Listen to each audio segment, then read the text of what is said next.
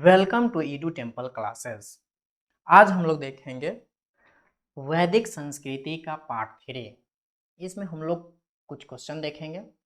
तो चलिए बिना देरी किए हुए स्टार्ट करते हैं। सबसे पहला क्वेश्चन हम लोग देखेंगे, निम्न में से यज्ञ के प्रणेता कौन थे? पतंजलि, बाणभट्ट, आत्रेय या फिर बादुकांता? इसका सही आंसर होगा ऑप्शन नंबर ए, पतंजलि। चलिए बढ़ते हैं आगे, देखेंगे व्याख्या। यज्ञ सिद्धांत के प्रवर्तक पतंजलि को माना जाता है। अगर आप इस चैनल पर नए हैं तो चैनल को सब्सक्राइब कर लीजिए और बेल नोटिफिकेशन दबा लीजिए। तो चलिए बढ़ते हैं आगे, देखेंगे अगला क्वेश्चन।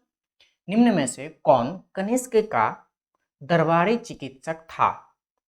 वसुमित्र, नागार्जुन, चरक या फिर पतंजलि? इसका सही आंसर होगा ऑप्शन नंबर सी, चरक। बढ़ते हैं अगले क्वेश्चन की तरफ।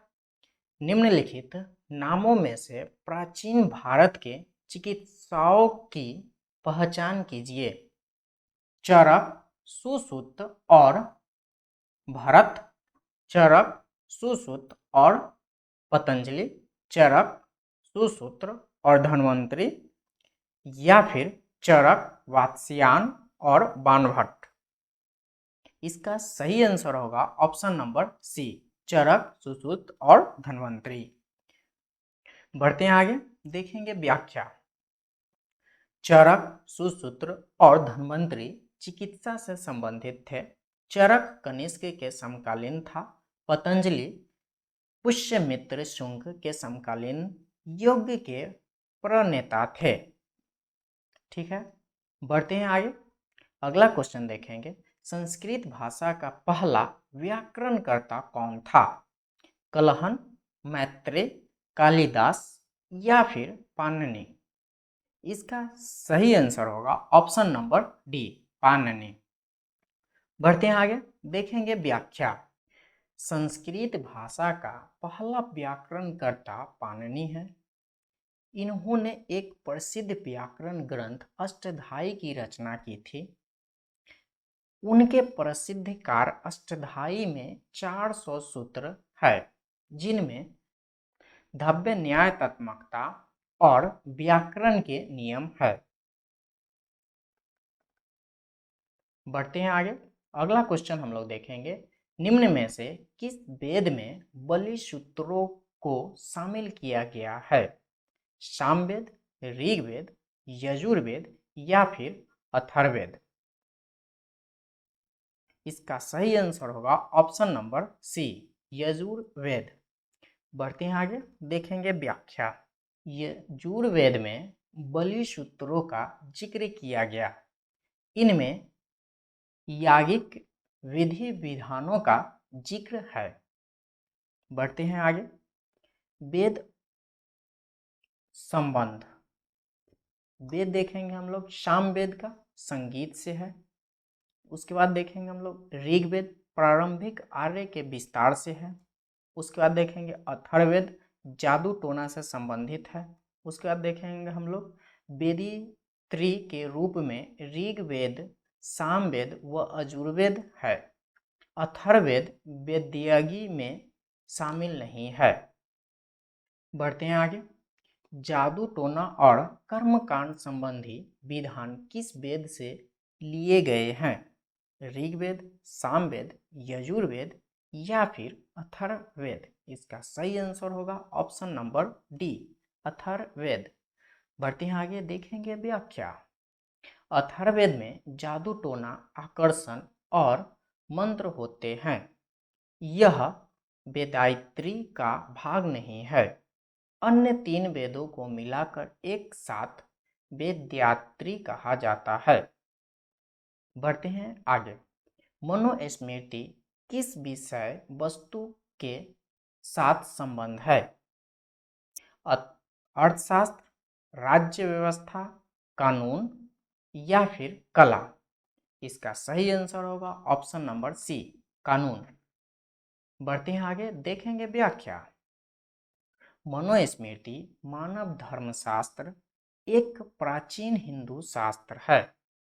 यह एक अति महत्वपूर्ण हिंदुओं के कानून की पुस्तक है। इसके रचयिता ऋषि मनु थे। आधुनिक मनु डॉक्टर B.R. अंबेडकर को कहा जाता है। बढ़ते हैं आगे। उपनिषद शब्द का शाब्दिक रूप से यह अर्थ होता है ज्ञान, प्रज्ञता, पास बैठना या फिर सरस्वर पाठ। इसका सही आंसर होगा ऑप्शन नंबर सी, पास बैठना। बढ़ते हैं आगे, देखेंगे व्याख्या। उपनिषद शब्द का शाब्दिक रूप से अर्थ होता है गुरु के पास बैठकर ज्ञान लेना। यह दर्शन पर आधारित है। प्रमुख उपनिषदों में जवाल उपनिषद, मुंडको उपनिषद, ईशोपनिषद इत्यादि है। बढ़ते हैं आगे। किस मनीषी पंडित ने दक्षिण भारत का एकीकरण किया था? याज्ञवल्क्य, वशिष्ठ, अगस्त्य या फिर विश्वामित्र। इसका सही आंसर होगा ऑप्शन नंबर सी, अगस्त्य। बढ़ते हैं आगे, देखेंगे व्याख्या। दक्षिण भारत में आर्य संस्कृति के प्रसार का श्रेय ऋषि अगस्त्य को जाता है। संगम साहित्य से ज्ञात होता है कि दक्षिण में आर्य सभ्यता के तत्वों का प्रसार ऋषि अगस्त्य एवं कैडियन ने किया था।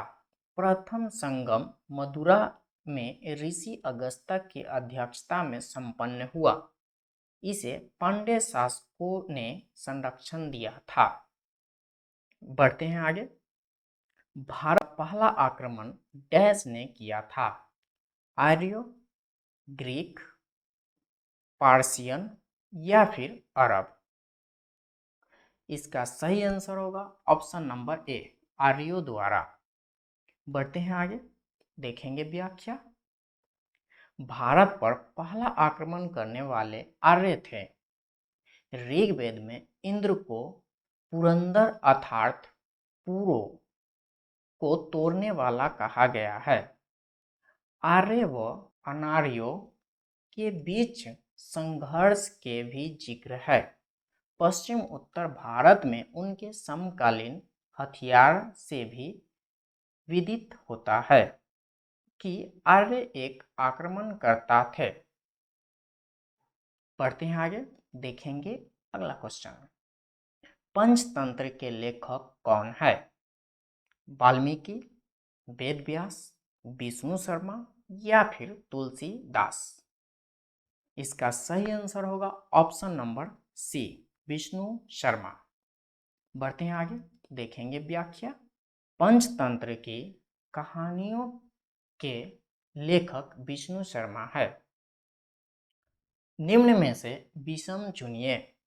सामवेद, यजुर्वेद, विष्णु पुराण या फिर ऋग्वेद। इसका सही आंसर होगा ऑप्शन नंबर सी, विष्णु पुराण।